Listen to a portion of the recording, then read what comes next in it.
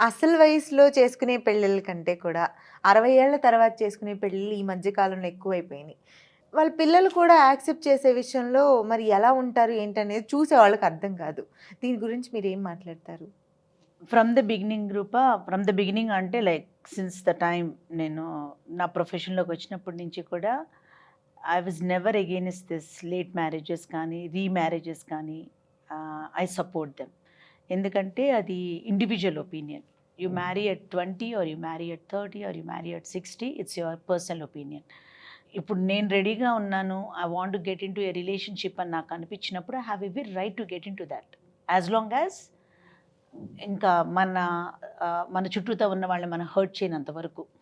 ఇప్పుడు విడోస్ ఉంటారు, డివోర్సీస్ ఉంటారు, maybe someone who is single.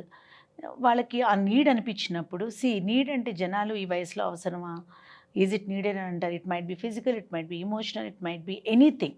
But it is your need and అది యాక్సెప్ట్ చేసి వచ్చే వాళ్ళకి కూడా ఒక నీడ్ ఉండి you want to be together అన్నప్పుడు we need to respect that relationship. It's absolutely my personal opinions and I strongly believe in it because it's just one life and everyone has their right to live their life కదా రూపా. కాకపోతే ఏంటంటే my ఎక్స్పీరియన్స్లో I have seen children getting married to their parents. Remarriage చేసి పెద్దవాళ్ళు అయిపోయిన తర్వాత, పెళ్ళిళ్ళు అయిన తర్వాత కూడా వాళ్ళ పేరెంట్స్కి పెళ్ళిళ్ళు చేసిన వాళ్ళని నేను చూశాను. అలాంటి కొన్ని పిల్లలు అలా పేరెంట్స్ ఇలా చేశారని తెలిస్తే వాళ్ళకి మాకు సంబంధం లేదు అని వాళ్ళని వదిలిచ్చేసుకున్న వాళ్ళని చూశాను.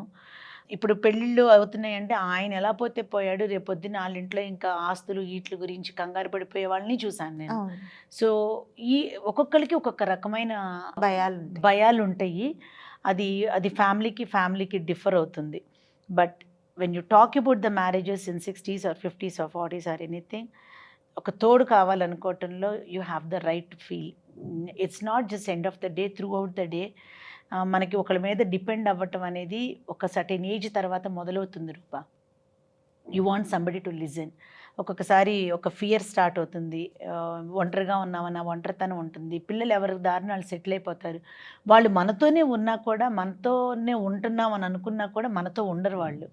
ఎందుకంటే they are busy in their own world. వాళ్ళ ఫ్యామిలీ, వాళ్ళ పిల్లలు, వాళ్ళ వైఫు, వాళ్ళ కమిట్మెంట్స్. వాళ్ళు మనం వదిలేశారని నేను అనను. వాళ్ళ కమిట్మెంట్స్ ఒకటి వెళ్ళిపోయినప్పుడు మనం ఆ ఒంటరితనాన్ని ఫీల్ అవ్వటం క్వైట్ న్యాచురల్. పిల్లలు ఉన్నా కూడా ఒక పార్ట్నర్ అనేది ప్రతి ఒక్కరి లైఫ్‌లో అవసరమే కదా!